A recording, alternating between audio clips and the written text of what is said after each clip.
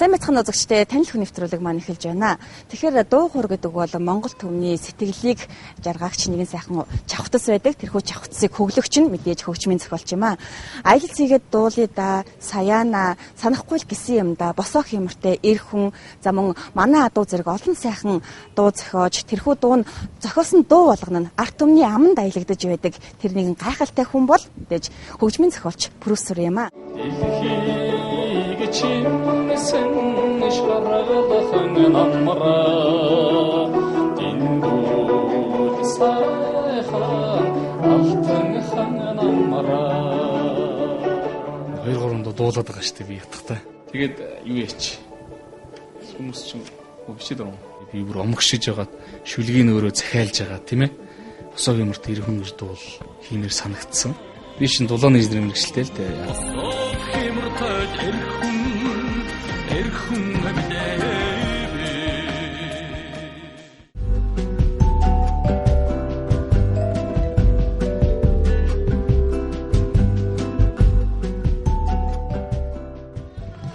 Сайн байна уу та? Сайн байна уу? Энэ өдрийн минь хүргэе. За энэ өдрийн минь. Уран бүтээл өндөр үү? Өндөр бай. Өнөөдөр та ямар ажилтай байгаа вэ? За ирж байгаа 13 онд бас нэг сайхан тоглолт тавьчих гээл шинэхэн CD маань ирсэн. Ирж яваа цаг гэсэн. Тэгэл одоо тоглолтынхаа бэлтгэл ажилд орцсон л. Нилээдгэл ажилтаа л. Өнөөдрийн хувьд? За яг өнөөдөр гэвэл энэ нэг телевиз реклам гаргах гээл. Тэгээ эндээс одоо нэг шин дуу гарч байгаа. Тэгээд нэг шин дууныхаа Монгол Улсын ятгахын жуулга гэж байгуулагдсан. Тэр ятгахын жуулгатай хамт 2-3 дуу шинээр өөрийнхөө зохиосон дуугаар өөрөө дуулсан нэг тийм байх. Тэрийг л очиж нэг шинээр авах гээл ингээл. Тийм л ажилтай байна да. Анхны ай зохиосон тэр дуунаас яриагаа эхлэе гэж бодож байна. Ягаад юу нах ай зохиох болсон юм бол? 10 жилд жоохон хөвгт байхаас минь эхлээл доо хамгийн анх 6 настай байхад миний ойтолд одоо ятгах тоглоод л. Тэгэл ятгахтаа анх ээжтэйгээ хамт тайзан дээр гарч 6 настай хөхөд одоо сумынхаа клубт анхны дууга дуулж исэн гэх юм уу да. Тэгэл тэрнээс хойш одоо ээж маань одоо тоглолтод ордог, янз бүрийн хөгжмөө тоглож одоо ингээл явж хахад байнга хамт явдаг. Тэргээр ч юм уу одоо аав маань ч сайхан дуулдаг юм байсан гэлээ. Тэгээд одоо бол ээжийнхээ тэр сайхан хөгжмийн тэр юм дассан юм уу да тийм ээ. Манай нагцах бас сайхан хөгжим тоглолдог. Тэр соёлын төв эрхлэгч хийжсэн юм байсан л та. Би багада маш их хөгжим сонирхолтой хөгжсөн байхгүй. Ерөөс ингээд манай багш одоо Увс аймгийн өмнө гуусамд даваа хөө гэж багш байна л да. Тэгээ надад ерөөсөө юм зааж өгдөг. Тэгсэн мөртлөө өөрөө миний ажуудлал баян тоглоод хөгжим тоглоод бүр ингээд айгүй ингээд юу яагаад ддэг. Тэгэл би хажуугаар нь өнгөрч явал хичээлээ таслаад хүртэл одоо хажууд нь өрөөнийх нь хажуу сууж байгаа. Тэр ямар гоё хөгжим тоглолт юм. Хөгжимд өөрөө дурлаж гэх юм уу одоо тэгжээ чинь дуур орсон байхаа л гэж боддог шүү дээ. Тэгээс одоо яг мэдрэгдэхийн үед бол тэр үеэс л мэдрэгдсэн байлгүй дээ. Ээж дуу хөгжмийн багш хөгжимтэй урлагтай ойрхон байсан болохоор урлагийн зам руу хөтөлсөн. Эцсэнд нь байхад л одоо ингээд жирэмсэн болсноо мэддэхгүйгээд манай ээж дээлэрээ ингээд намайг бүр ингээд маш чанга ингээд боож байгаа л тэгэл хөгжим тоглож явдаг байсан гэж ярьдаг л та. Тэгээ одоо тэр байнгын тэр өвлзөнгөө явдаг байсан тухайн үеийн л одоо социализм үеийн тэр тоглолтууд дотор л нөхөр гидсэн дотор л баахан хөгжмийн тунд л явж идэг байсан байх нь шүү дээ. Хамгийн анхны дуу. Бүр одоо анхны дуу гэх юм бол Монгол Улсын соёлын төрийн ажилтан бол дотор найзын маань босоо хэмэртэй ирхэн гэж сайхан дуу одоо Монгол төв бас дуулж омгшч явдаг энэ дуу анх одоо 2004 онд шинжлэх ухааны технологийн сургууль сурч байхад анх тэр урлагийн зааланд анх төрж ирсэн.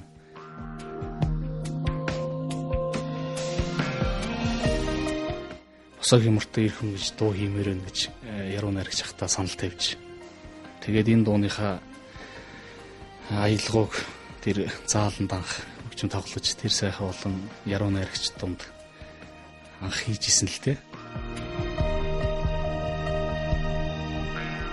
Зэрийн шаргалд эмжидээ ханаа ширдэн тухалса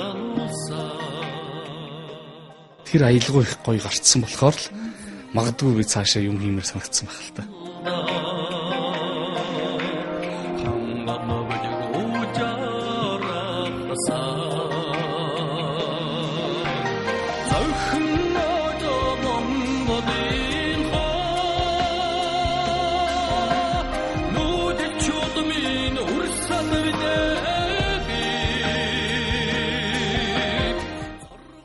Бүтээлүүдийн дийлэнх нь бас морины тухай холбогдлолтой дуунууд байдаг. Тэгэхээр багада морь унжсэн гэж сонссон юм байна. Тэгэхээр морин дээр ойрхон өссөн болохоор тийм морины тухай дуу илүү аялгау гарч ирдэг юм болов. Багада одоо морь уйж исэн, унж байсан. Тэгээд хөвгтөөч юмуд их бий л дээ. Ягаад тэгэхээр намайг одоо 6 дугаар ангид байхад манай нутгийн хурдан морь үйдэг ах надад анх чи ахийнхаа морийг унж өгөөч ер нь жоохон хангал морь байгаа юм гээл. Тэгэл би баахан хүүхдүүдтэй хамт анхны морь унаал тэгэл морь унж эхэлж исэн л да. Тэгээд дандаа хамгийн сүүлд ирдэг. Ядаргаатай. Тэгээд хамгийн сүүлд эрэхтэй заримдаа бүх сүвдэг имэйлтэй явна гэж байхгүй. Тэгээд сүүлдээ бүр 50 явуулцдаг морь. Гараал нэг жоохон бүх сүвдэхээр бууга үлдчихдэг. Тэгээд нөгөө морь маань хэд орсныг мэддэг тийм л байсан. Тэрнээс хойш бол өөрөө бас морь үйж сумандаа бас ганц хоёр айрыг төрөв авч ингэж бас жоохон моринд их дурлсан. Ягаад гэвэл манай өвд эцс бол маш их сайхан адуутай, дандаа тийм шар гадуутай айл байсан. Тэгээд магадгүй тэрний будам байж надад одоо хамгийн сүүл тэр аавын борлог морь үйзэн зээрд ч гэдэг юм уу, тэр манай адуу ч гэдэг юм уу, олон сайхан дуунууд бас тэр их моринд дурлснаар бас гарсан байж магадгүй л дээ.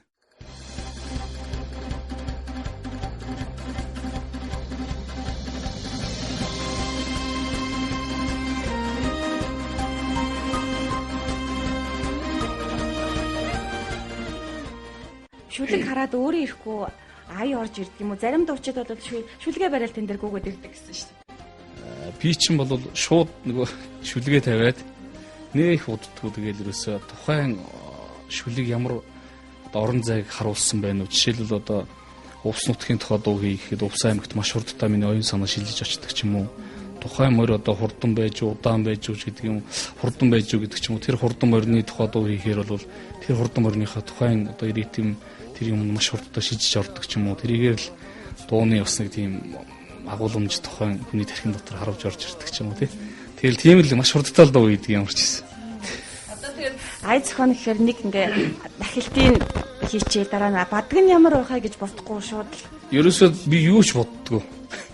Тэг хамгийн онцлог нь бол тэр юм болоо да. Тэгээ зүгээр шүлэг тавиал ерөнхий тухайн шүлэгний нэг характер байдаг шүү дээ. Аавын тухай бол аавын тухай, ээжийн тухай бол ээжийн тухай, ээж хүн ямар байх вэ? Тухайн орон зайд шилжиж орсноор л аялгаа араасаа гарч ирдэг юм болов гэж боддог шүү дээ.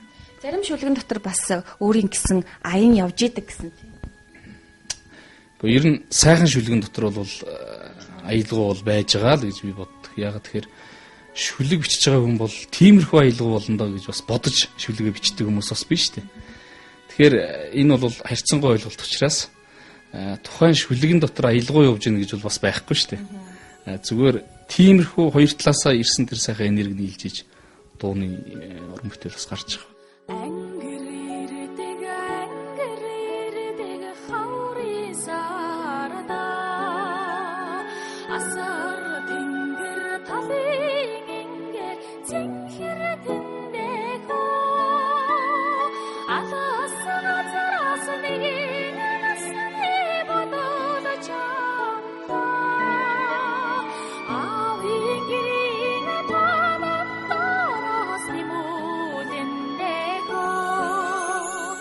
За шүлэг сайхан шүлгэн дээр сайхан аялгау хийчлээ. Тэгээд энийг хамгийн гол нь үзэгчд хүргэн одоо яг тэр дуунд тохирох дуучин байх хэрэгтэй тий. Тэгэхээр дуучдыгаа юу н та нар хэрхэн сонгодог? Тэр дуучинд гэж би зориулж ерөөсөө уран бүтээл хийж байгаагүй. Ямар ч хэлсэн өөрөөсөө төрсэн аялгаугаа л хийгээд л байдаг гэсэн. Дараа нь бол одоо сүүлийн үед яаж нэхвэр тухайн дуучин байна надад зориулж хийж өгөөч гэдэг юм уу. За энэ дууны характер бол энэ хүнд одоо хийх зориулагдсан дуу байна. Одоо жишээ нь Мөнхбатын манай адууд болдог байлаа гэхэд нэг морины тухай дуу ороод ирвэл за жишээ нь Мөнхбатад зориулагдсан ч гэдэг юм уу, Хос хоёр зориулагдсан ч гэдэг юм, Батбаяр гавьяатад зориулагдсан ч гэдэг юм уу. За Жавхлан гавьяатих бол жишээ нь Жавхлан гавьяатад зориулагдсан, Болдогийнх Болдбаатарт гэдэг ч юм уу. Ингээд ийм сонин яг хүн характераа бариад авцсан ийм онцлогтой шүү дээ дуучид бол. хайрын дуу гэвэл одоо бас хинч байдгийг тий.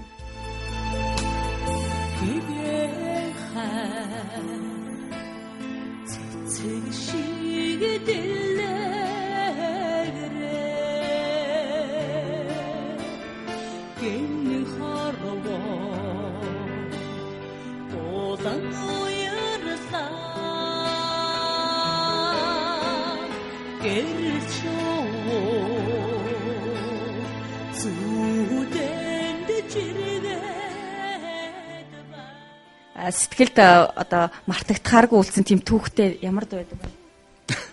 Наач юм л өстой хийхэд хэцүү дээ. Ягаад тэгэхээр маш олон дуу төрөөд байгаа юм л та. Маш олон дуу төрж байгаа гэдэг бол яг тухайн юмыг ингээд одоо жишээ нь дээр одоо социализмын хүмүүс чинь тэгдэг шүү дээ. Ингээд төдийн сарын төдөнд энэ дуу бүтвээ энэ төр гээл ингээд бичсэн. Одоо миний дуун дотор хэдэн сарын хэдэнд бичснээ ч юм мэддэг шүү дээ. Бараг тийм тэмдэглэгээж бараг хийдэггүй.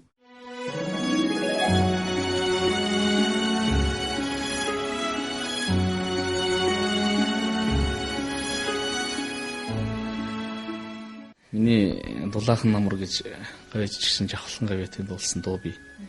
Тэр бол би нутагтаа очичоод нутгийнхаа тэр хойдолд буурал гэж сайхан уул үлдээ. Тэр буурал ууландаа бас сайхан сүншиглэж явдаг. Тэндээсээ дөнгөж буугаад явж байхад энэ жавхлан гавьяатын аавынхан ирж яваа цаг сайхан гэж нэртэй. Одоо энэ саяны миний бүтээсэн энэ дууны ном явж исэн. Энэ дотор бол дулаахан намар гэж аавтайгаа хамт байсан намраас дулаахан намраа аавтайгаа хамт үтсэн тэр намраас сайхан намраа гэх. Тэгээд энэ дуу бол яг л миний карман дотор явж исэн шүлгийн ном байсан учраас тэрүүхэн тэр хооронд би аялгавыг нийжлээсэн л та. Тэр бол их тийм сэтгэлд маш их тийм гүнзгий орсон ч гэдэг юм уу. Жишээлбэл босоогийн март ир хүнээ би бүр омгшиж байгаад яагаад ирчүүд өөрийнхөө тухай дуу хийж болохгүй гэж шүлгийг өөрөө захиалж байгаа тийм ээ. Босоогийн март ир хүн гэж дуул хиймээр санагдсан. Тэгээ мэдээж одоо ирчүүд өөрийгөө магтахаар өөртөө зогтгоо ч гэдэг юм уу. Би ир хүндээ би гэд ингээд дуулаад ахч бас нэг өөр. Эмэгтэй хүн биднийг магтаад бол бас нэг өөр л ах л да. Тэгээд ямар ч өөрийгөө магтсан ч юм уу магадгүй ирчүүд өөрөө нэг омгсон сайхан дуу хий гэсэн тэр зорилго маань бас өнөөдөр тэр дунд шингэсэн байж магадгүй.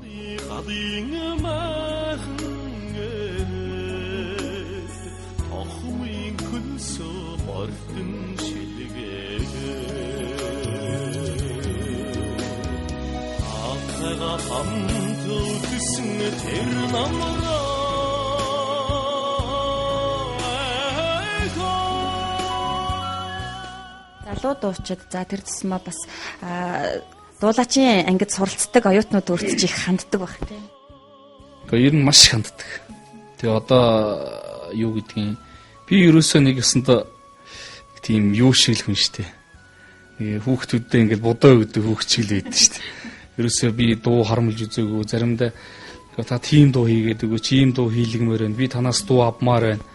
Гэвэр сөүлдээр заримдаа бас би юу хийж байна одоо маш олон дуу хийгээл нэг өсөндөө үйлдвэрлэгч болчиход байна шүү дээ. Тэгээ одоо бас сүүлийн үед бодоолгаа бас жоохон тийм дуу уран бүтээлээ явуулдаг, тэрнийхээ хойноос хөөцөлдөг, өөрийгөө мамцуулж чаддаг тэр дуугаа тийм ээ үлгээдэж чаддаг. Түмэн олондоо бас би шүү гэж төрснөө мэдлдэг. Ийм байх юм бол магадгүй одоо хүн болгоноос юм харамлаад чах надаас тэртээ гарч ил байгаа аялах уу. Магадгүй одоо хэдэн жилийн дараа 20-30 жилийн дараа ч гэсэн магадгүй тэр аялах байж л байх. Нэг онцлогтой зүйл нь магадгүй би миний дуу дуусчиндаа магадгүй намайг нэг 2-3 жилийн дараа хүн сонсохгүй дээ гэж би хизээж бодож үзээ. Ягаад гэвэл надаас өмдөрч байдаг энэ зүйлийг бол би өөрийнхөө оюун санаагаар боомлж болохгүй шүү дээ. Тэр сүүлийн үед нийтийн дуунаар бас хоорондоо их төстэй аягтай байгаад байна гэдэг та өөрөө айц хогч хүний хувьд энэ талаар ямар бодолтой байдаг вэ? Гэхдээ одоо хүмүүсийн хэлдгээр бол нэг 7 нот гэдэг тэр давтагтлгүй яах вэ гэдээ хэлээ сууж идэг хүмүүс зөндөл хийдэг штеп. Тэг би бол мэдэхгүй юм да. Зүгээр адилхан болж байгаа бол төмө олон л мэдэн штеп. Үнэхээр адилхан дуу бол тэрнтэй адилхан би энэ дууг чинь дуулахгүй. Энэ дууг чинь сонсомооргүй байна гэд тэр бол хүний л эрхийн асуудал. Адилхан гарч байгаа юм зөндөл байгаа бах. Олон хөгжмийн зохиолч байна. Олон яруу найрагчдын тэр адилхан шүлэг хоорондоо ижилсэх юмнууд их зөндөө штеп. Тэгэхээр миний тэр орон зайд шилжиж байгаа шиг бусад хөгжмийн зохиолчдын орон зай ч гэсэн бас тиймэрхүү хэмжээнд шилжиж дуурам бүтээл рүү орж байгаа учраас бас тодорхой хэмжээнд адилхан болох зүйлүүд байж л байгаа. Тэр бол ялгарлаараа өнгө аясаараа жишээл одоо бүрүсрэнгийн дуу бол бүрүсрэнгийн л дуу тийм аялгуутай шүү гэдээ одоо зарим нэг хүмүүс мэддэг болвол төм олон ч гэсэн бас мэдчихэл байгаа.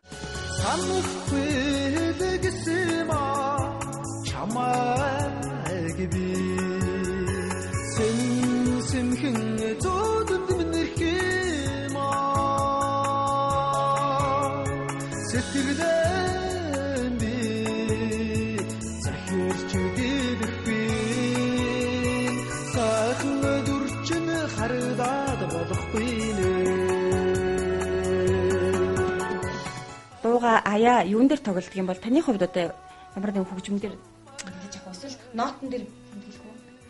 Тэг яг миний хувьд бол яг их сургууль энтер гэж одоо мэрэгжлийн сургууль бол төгсөөгүй л дээ. Гэхдээ яг хөгжил бол асар их өндөр хэмжээнд байна шүү дээ. Би одоо ингээ нот бичээд ингээ суух ч одоо маш олон цаг бүрдээд шүү дээ. Юу бол утсан дээр тэмдэглэж аваад одоо энэ хөгжим дээр өөрийнхөө хөгжим дээр тоглоол тэгэл явцдаг л да. Хамгийн сүүлд энэ эзэн Чингисийн илчгээд нэг шин дуу саяхан төрсөн. Тэгээд энэ дээр үед бол Чингис хааны албыг залгуулж авсан хүмүүс элчнэр байсан юм байна лээ л дээ. Тэгээд тэрийг нь бол хүн мэддэг Чингис хаан хаанаараа л байсан. Доор нь элчнэр ингээл хэдэн өдөр хэдэн шөнө ойргүй явж хэдэн шөнө тэр төрийн албыг ингээ залгуулж авсныг бол мэддэг байсан юм л.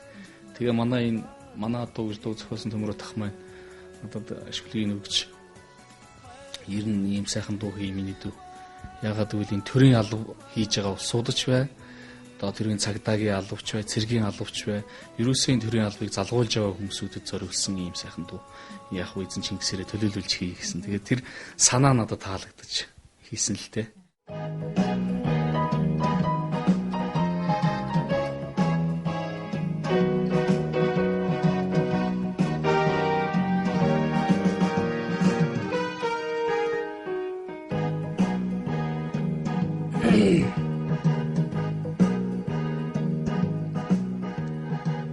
Эзэн төрийн нууцыг хэрсүү хаандан тээж ирмэг шандаст мөрдийн ган дөрөн дээр босооч хаан төрийн омгийг ханцой дотроо зангидаач найлар мурдах царыг далайсан сэлэм шиг уулагасаа идрүсийн жавраар цамтай тохом хөлргөөч эрмговыг туулан туурай салих татуусаа дэлхийн чандад довтлогсон шандас турдан хүлгүүдээ дээдсийн зэрлэг өөрөлсөн омог мардам ирчүү. Санаг иймэрхүү л дуурсан да. Баядад хүрж байгаа юм шүү дээ. Энэ хэдийгээр бэлэн байна. Уг нь цагдаагийн сүлд чуулгын дуучид дуулъя гэж уг нь бид нар бас ярилцсан. Тэгээд цагдаагийн сүлд чуулгын гаваа сүрэн дарга бас нэлээд уран бүтээл битүүрээс хамтарч хийсэн. Сайхан хүн байдаг. Монголын одоо олон сайхан дуунуудыг одоо гаваа сүрэнгийн шүлэг гэж одоо нарлаг Монгол ээж минь заяасан билээ энтер гэл гаваахын ч олон дуунууд байдаг шүү дээ. Тэгээд гаваахтаа би санал тавьж ирсэн л танаа энэ сайхан дуучдаар энэ дуугаа дуулуулъя. Тэгээ бас нот мотын нэг жамжаагүй л байна. Тэгээ одоо өнөө маргаашгүй нэг тоглолтын дээр бас дуулахдах л дуу. Таныг л ослын болдуутартай их адилхан болоотой гэж ярьд юм байл. Мэдгүй одоо тэр одоо ер нь жоохон тийм зөөлөндөө ч юм уу жоохон тийм миний яг өөрийн хийж байгаа характер бол жоохон тийм манерны дуунууд дээр их голдуу хийгдэлтэй миний дуунууд. Тэгээ тэрийгээрээ ч юм уу тэр дуучдын хэлж байгаа юмуд бас тиймэрхүү байж магадгүй л дээ. Өөрийнхөө зохиосон дуунуудаас өөрөө дуулж ирсэн үү? Энэ ганц хоёр дуу дуулсан. Тэгээ одоо нэг шин дуу бас 2-3 дуу дуулаад байгаа шүү дээ би ятгахтай. Тийм. Тэгээ одоо юу гэдгийг янз бүрийн газрын дээр бас очихороо би хаяа нэг дуучдынхаа ганц хоёр дуу дуулах нь дуулдیں۔ Заримд хичээд идэв юм уу? Тэг яагаад гэхээр энэ хүмүүс бас бодно шүү дээ. Чи одоо дуучдынхаа дуу дуулаад мухай амбицтай гараа гэж бас бодох муухай санагдах л та. Тэгээд бас өөрөө бас нэг дуун дуртай, өөрөө бас дуулах дуртай хүн болохоор ч бас монголчуудтай бас гоё дуу хийж өгсөн, дуулахсан. Тэгээд одоо энэ сайхан энэ дуунууд төрж байгаа ийм сайхан үедээ бас миний аав ч гэсэн бас ингэ сайхан дуулдаг хүн байж тээ гэж хүмүүс дараа нь үе очиж маань ингэ сайхан бодогдоосоо ч гэдэг юм уу байн бодож яваасаа гэж утсандаа бас сайхан дуу хий гэж ингэ зорж яваа.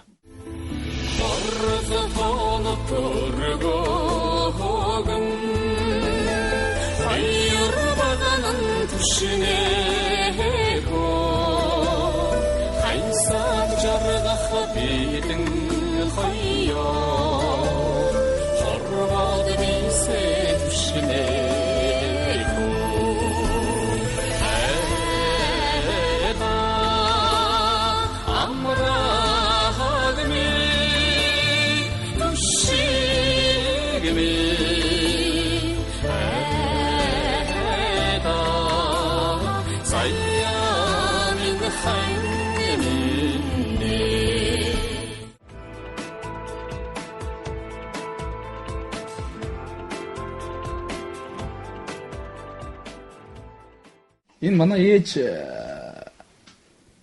намайг дөнгөж их сургууль төгсөж байхад надад цалингийн зээлэр авч өгсөн. Тэгээд 2006 онд манайг гэр шатаад. Тий. Тэгээд энэ гэр шатахад одоо миний энэ хөгжмийн идэрч бас жоох ингээл итгээд ийм болцсон байгааз. Тэгээд энэ дөнгөж аваад маргааш нь манай гэр шатсан л та. Тэгээ манай дүү ерөөсөө ганцхан таны энэ хөгжмийг л аваа гараад ирлээ гэдэг ингээд нэг твэрцэн зогсож ирсэн. Тэгээд нөгөө галынхан чиг хурж ирэл бүтэн ингээд ус цацаа хийцэн. Тэгээд асхан ч мэддэхгүй, бас дүгнж мэддэхгүй орондоор ингээд шинээрээ байж исэн хөгжим. Тэгээд гадна талын хайрцаг шатцсан байсан юм уу. Тэгээд нэг 7 хоногийн дараа асаасан чи харин ашгүй ассан. Тэгэл одоо тэр өдрөөс хойш нилээдэг болоод миний бүхэл дууны ард гарсан хөгжим. Таны өдрөөр тоглохыг ээжээрээ заалгасан уу? Гөө би ч ерөөс хүнээр юу ч бол заалгаагүй юм шүү дээ. Тийм үү? Бас энэ хөгжмийг хүртэл заалгаагүй юм уу? Хинээр заалгаагүй. Хөвсгөл аймгийн нэг цэргийн газар манай Баттэлгэр гэдэг нэг найз бидгийг. Тэр Баттэлгэр найз маань надад анх ингээл энэ хөгжим ингэж тоглолтын шүү гээл ингээл ерөнхий хэдэн пунктцууд ингээл зааж өгч ирсэн. Тэгээ энэ пункт зааж өгсөн ч юм уу тэрийгээрээ цааш ингээл хөгжүүлэл өөрийн сонирхлоор л бүх юмнуудаа дараал ингээл. Төгөлдрөөр бол би төгөлдрөөр тоглолцноо. Тэгээ зарим хүмүүс бол надад хэлдэг л чи бас гарны чинь тавилт буруу байна энэ төр гэж бас хэлжилээд тэр тийм байж магадгүй л дээ. Яг мэрэгжлийн даваа. Тийм мэрэгжлийн юм сураагүй болохоор чинь яг өөрөөхөө л тэгэл боломжоор л болоо л шүү дээ тийм үст. Тэр ямар хөгжимд тоглолт вэ? Би баян тоглолт. Тий тэгэл гитар. Энэ болж игэл хөгжим болгоныг барайл тоглолчмор санагдал байт. Одоо ч бас би баян төгөлдөг хүмүүс хоортцсан баг шүү тий. Би ч одоо хөлдөө байшин дотор орж баян сурж исэн юм шүү дээ. Манай наг цаг чинь нөгөө соёлын төвийн эрхлэгч байсан. Тэг ерөөс хөгжим надад өгдөггүй. Ингээл одоо тэр үе чинь 670 гэдэг ийм даралт хөгжим анх ирж ирсэн. Тэгэл тэрийг тоглох гэхээр надад өгдөг ийм амар том хайрцагт хийгээл цоожлол. Тэгэл хийгээ ичдэг. Тэгэл би ахийнхаа эхнэрээс түлхүүрийг гууж аваад тэгээ нэг цоошин баян хөгжим хоёул ингэ авч ирсэн. Тэгээ тэр хоёрыг чи аваад хөлдөө байшин дотор аваач цоожлчод ажилдаа яваад өгдөг. Тэгэхээр ажлаас ирэх хооронд бол би нөгөө хөгжим баян хоёрыг зэрэг гаргаж тоглодог. Тэр ингээ хөлдсөн бүр хамгийн сүлд тэгж мэгцээ. Тэгээ хамгийн сүлдний тоглож байгаа дахтаа баригдаа 6 дугаар ангид дахтаа. Тэгээ сумын хөгжим клубийн одоо нөгөө бүжиг болдсон шүү дээ. Тийм юм тоглолдог болсон. Тэгэл 10 дугаар анги хүртэл байнгын бараг надаас өөр тоглолдог юм байгаагүй дээ. Тий тэгэл энэ хөгжмөө тоглоол. Орой 8 цагт эхэлсэн бүжиг өглөөнөр гарч яхад бид нар чинь гэртээ хайрдаг л шүү дээ. Тэгж амар өдөр хин чинь бүжиглдэж шүү дээ. Энж толгодын дээгүүр наран гигэдэрхээр тэгжин аллаг цэцгээс сэргэдэрнэ чамаага бодохоо эвэрүү сэтгэл миний баясаад ирхиймээ. Би шин дулааны инженер мэргэжилтэй л дээ. Яг уу хитрхи их одоо энэ хүмүүсийн хийх гэжсэн юм руу би хитрхи өөрийнхөө одоо энэ сонирхож байсан зүйлээ хитрхи чиглүүлээд энэ маань бас одоо өнөөдөр миний бараг мэрэгжлийн хэмжээнд очичлоо гэж би өөрийгөө бодож үзээгүй ч гэсэн ямар ч хэлсэн Монгол түмэн миний дуу хийсэн уран бүтээлийг сонсоод дуулаад байна гэдэг бол тодорхой хэмжээний бас нэг юм төвшөнд энэ дуу уран бүтээлийг бас мэрэгжлийн тэр гэж ярьж байгаа чиглэл рүү бас хандуулж байгаа юм болов уу гэж бас өөрийгөө ойлгож авдаг. Тэгэхээр үнэхээр одоо дуу монголчууд дуулж чадахгүй бол би өөрийгөө бас голно шүү дээ. За одоо уучлаарай бүрсрийн одоо тийм ээ. Чи бололтой гэдэг ч юм уу хүнд өрөхгүй нэ гэдэг ч юм уу. Тэгэхээр Монгол түмэн бол дээр үеэсээ эхлээд ноот хүүч юугүй ч ардын дуу гэж яриад байгаа юм чинь бас лизентэй л байгаа.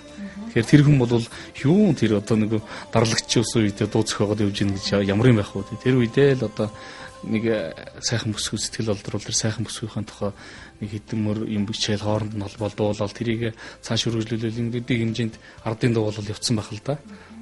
Магадгүй тий сэтгэлээс харж байгаа юм гэдэг бол магадгүй нэг 50-100 жилийн дараа бол бас бидний дуулж байгаа дуу бас ардын хэмжээнд очсон ч байх ч юм уу илүү бас мэдх юм алга тийм ээ.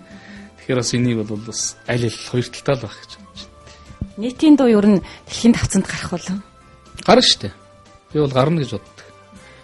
Монголчуудын нэг зам байдаг байхгүй юу? Монголчууд өөрсдөө л болж ивэл болоо. Тий би бол өнөөдөр л яг энэ газараа л байж ивэл би өнөөдөр боллоо. Яагаад дэлхийн түвшинд гараад дэлхийг эзэлж явсан улсууд дэлхийн түвшинд хөгжмөр өнөдөр ноёлохгүй байна гэж хэлж байхгүй. Энд бол манай төрийн оролцооч хэрэгтэй, манай уран бүтээлчдийг дэмжих тийм ээ. Төрийн оролцоо байж иж магадгүй энэ манай уран бүтээлчид дэлхийн тавцанд гарах бүрэн магадлалтай. Яагаад гэвэл Леди Гага гэл нэг дуучин байдаг шүү дээ. Леди Гага дэлхийд дахин түгж яхад тэнд Барак Обама гарч ирээл би чамайг сонсдог шүү гэж хэлэхэд тэр бүхэл бүтэн дэлхийд даяар одоо тэр хүний чинь бас л дэмжижлээ шүү дээ. Тэгэхээр манай Монгол Улсын ерөнхийлөгч ч гэсэн одоо хинч байдгийн тийм ээ. Одоо боловсролын сайд ч гэсэн биднийг сайхан тоглолтоо хийж яхад хүртэл одоо баяр хүргээд ярьчвал бид нар маш их баярлалаа шүү дээ. Дөнгөж тоглолтоо хийх гэж энэ дуу уран бүтээлийг гаргах гэж энэ дуучтан дуулах гэж тэр телевиз эпэмэрэдгээр явах гэж маш яг хичнээн цаг хугацаа алдагдгийг бол бас л уран бүтээлч хүмүүсд бол зовлонгийн ойлгож л байгаа. Дуучид мэдээж олонний танил болохын тулд тодорхой хэмжээний одоо бас нэгэн өөрийн гэсэн уран бүтээл гаргах хэрэгтэй болдог. Тэгэхээр тхийн тулд мэдээж хөрөнгө мөнгө санхүүгийн асуудалтай тулгардаг. Тэгэхээр нэг дуу одоо ингээл та зохиогод өгөөч гэж танд хандлаа гэж та хичнээн төгрөгөө хөлсөөр дээрээ зохиож. Хүмүүс нэг лам дээр очихдаа мөнгө өрөөд очдөг шүү дээ. За энэ ямар хэмжээтэй лам бэ гэж хүн ерөөсө бодож үздэг байхгүй. За энэ лам дээр очиход ямар ч хэсэн нэг өөрийнхөө өргөл барьцыг барина да гэж л одоо хүмүүс төр очдөг шүү дээ. Тэгэхээр магадгүй тэр өөрийнх нь тухайн дуу уран бүтээл гэж өөрийг үнэхээр л одоо миний дуу өөртөө таалагддаг. Миний дуугаар бас нэг уран бүтээл хий, надаас бас нэг гоё юм гаргаж авъя гэж утсан уран бүтээлч бол магадгүй тэр бол ёстой өөрийнх нь битгий асуудал. Түүнээс бол дуугаа зараад ч юм уу амар ашиг орлого олоод ч юм ингээд баяжаач ч юм ингээд явж байгаа юм бол алга. Тэгэхдээ тодорхой хэмжээнд бол би нэг ганц хоёрхан гэдэг юм уу да. Одоо энэ компани захирлууч чинь бол бас сайхан бид нар чинь бас аяа нэг хөрөнгө оруулж штэ. Сайхан. Би бол энийг бол дэмждэг. Ээждээ зориулъя, мориндоо зориулъя. Зарим нь одоо юу гэдгийг нутаг усандаа зориулъя. Биднийг одоо ганц санхүүжүүлж байгаа газар бол баг тийм л усуд байна дөө. Би баярлж өгөх юм зэрэг. Яагаад тэгэхээр тий гэдэг ч юм уу. Түүнээс одоо бидний дууран бүтээлийг хүн худалдаж аваад тэм олон төгрөг гэж бол зээч байхгүй. Яг шударга хэлгээд. Бүх дуучид тодорхой хэмжээнд тэр үнэлэмж гэж байдаг л байна. Тодорхой хэмжээнд тэр улсууд өөрсдийнхээ л одоо заа бүжээдээ би ингийн шүү, тэгин шүү гэж боддог бол тэгээд тэр л үстэй. Уран бүтээлч хүний хамгийн их жаргал юунд оршдог вэ? Хүн төрнө гэдэг бол хамгийн их жаргал байдаг шүү дээ. Яг л тэр шиг л байдаг. Би бол маш их тийм гэгэл зүгээр, маш их олон хүүхэдтэй айл эцэг юм шиг би өөрийгөө тэр төсөөлдөг. Тэгээ хүүхд толгондоо хайртай. Уран бүтээл болгондоо хайртай учраас миний уран бүтээл миний хайрлсан шиг тэм олонд маань хөрч. Миний хайрлсан шиг энэ дуучид маань тэр дуунд маань орж ингэж дуулж. Ингэж одоо тэр сайхан яруу найрагчдын сайхан гавьяа зүтгэл, тэр сайхан хүмүүсийн дотроо бодож тунгаас нь тэр сайхан шүлгэн даялахгүй гэж төмөнд хөргөж яах гэдэг бол миний хувьд бахархалтай зүйл. Үдж намаа амрдох таан өмөлцөдөг харихраамэн үдэн санн очтомэ үнсээ утдаг хангаймэн нотхин асаа зүргэ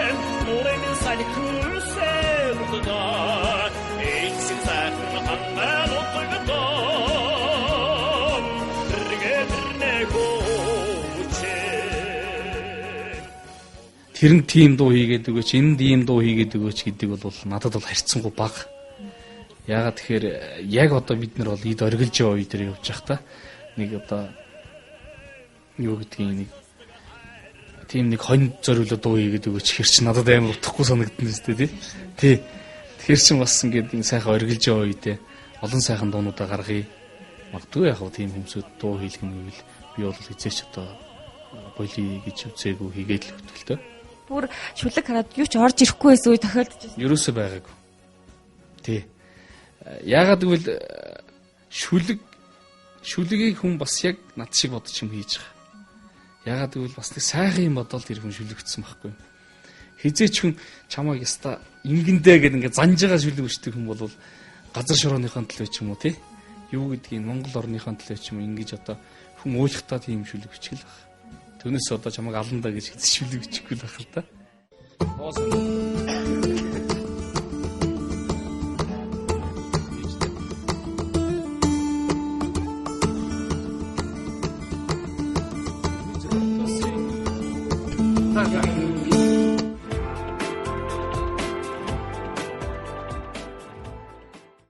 Энэ бүрүүсрэн гэж залуу байгаад байдгийг.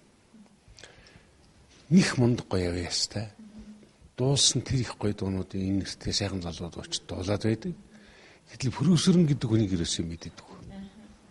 Ингээд бидний зорилго бол бүдгрээд байгаа юмнуудыг их одоо сайхан тодруулах. Өөрөөр хэлбэл би хүүжийг ятгахтай одоо дуулдаг. Ятгах хөгжмөнд их хайртай гэдэг утгаар. Тэр бүдгэрсэн сайхан ятгах хөгжмийн аялгыг таслахгүй байх юмс нэгдүгээрт. Олон алдартай дуучид энэ ятгах хөгжмөнтэй дуулж одоо Монгол дуугаа дэлхийд нэрд гарч ирсэн. Жишээлбэл миний багш Түмэн Нэмэрлэг гээл тэгэл Адар сүрэн гээл гэрэл тодгоо өмнөг дуучтай байсан шүү дээ. Энэ ятгахын нэгдүгээрт орхихгүй тулд. Хоёрдугаарт энэ нуугдмал байгаад байгаа их гоё гоц авьяастай сайхан залуучууд байгаад байна шүү дээ. Өөрөө даруухан өөрийнхөө тухай дээр ярихлаар өөрөө зовоод ярьдаг. Гэтэл хүмүүс тэрийг мэддэг. Тэгсэн мөртлөө чигтэйхэн гоё дуугийн хүмүүсүүд ингээд шимтэл сонсоод байдаг.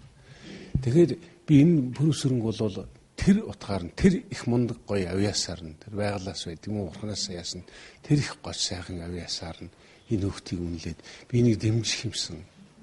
Тэгээд ер нь хамтраад энэ ятгах хөгжмийг цааш дүргэлжлэх хувь заяаг уртсах юмсан гэдэг утгаар ийм юм хийгээд байгаа юм.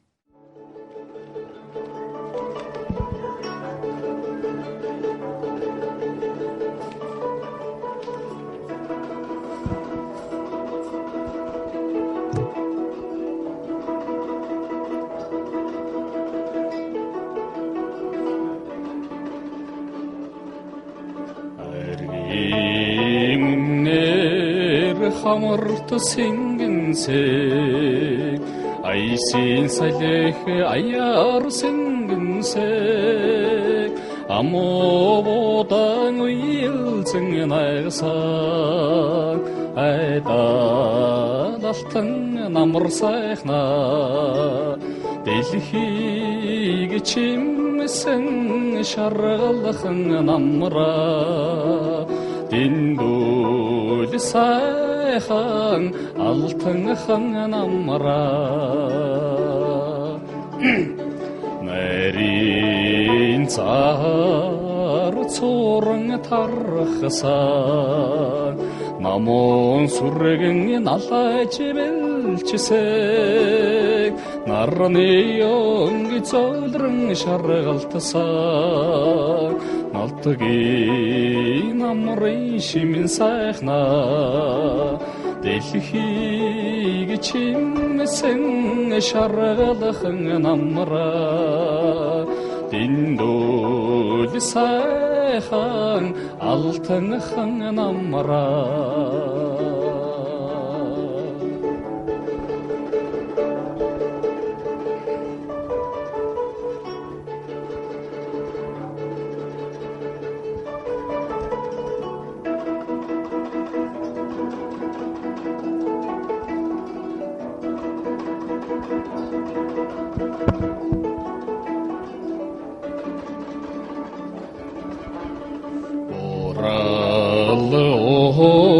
Сэнтэргүү мөнгөрсөө буцах шавуудын гангана цангэнсаа бодлын үндэ хөнгөн оннегтэй баян ханган алтан хан намраа дэлхийг чимсэн шаргалхан намраа дэндүүл сайхан алтан хан намраа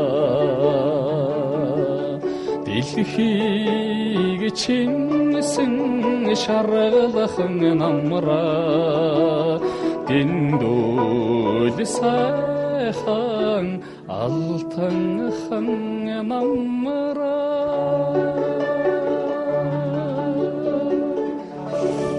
Сүүлийнх нь 2 явна гэсэн үг. Тэ? За яаж чинь?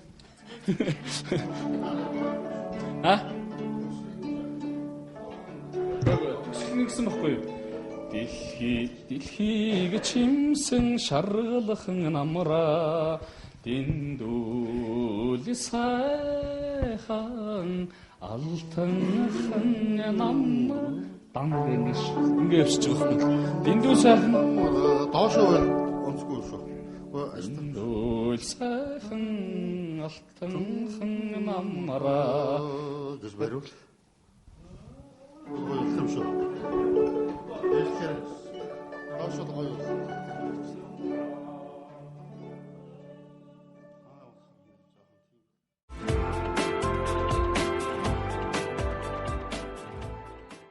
Миний цоошны хурамтай л хамгийн сүүлийн амжилт шиг сайхандаа гарсан байгаа. Одоо нийгмийн хүмүүс нийгэм жоохон ядаа жоохон бохомдолтой байгаад шүү дээ.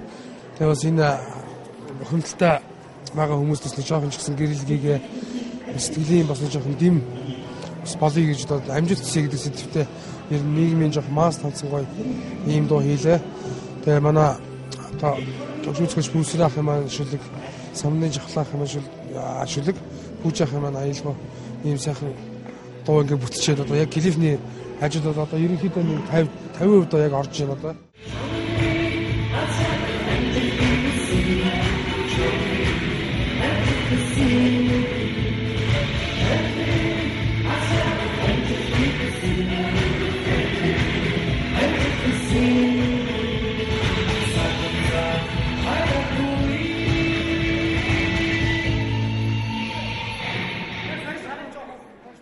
Танаа нэвтрүүлгийг үзэж байгаа нийт үзэгчдтэй бас аз жаргал сайн сайхныг хүсье.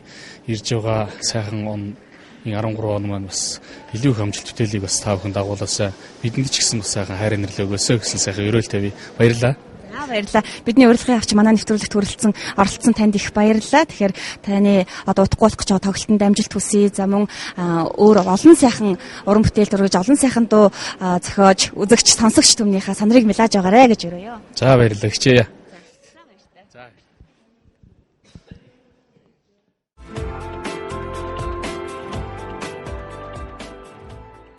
Үзэгчтэй танилцах нэвтрүүлэг маань өндөрлөж байна. Өнөөдрийн маань дугаарын зочноор сонсогч үзэгч бидний үргэлж амандаа илдэг тэр сайхан дуунуудыг зохиосон ая зохиогч профессорн оролцлоо. Тэгэхээр түүний хэлсэн хүний зүрхнээс гарсан юм л хүний зүрхэнд хүрч сэтгэлийг догтлуулж байдаг учраас хүн ямарваа нэгэн зүйлийг хийхдээ зүрх сэтгэлээсээ хийх ёстой гэсэн энэ сайхан үгээр нэвтрүүлгээ өндөрлөё. Дараагийн нэвтрүүлэг хүртэл баяртай.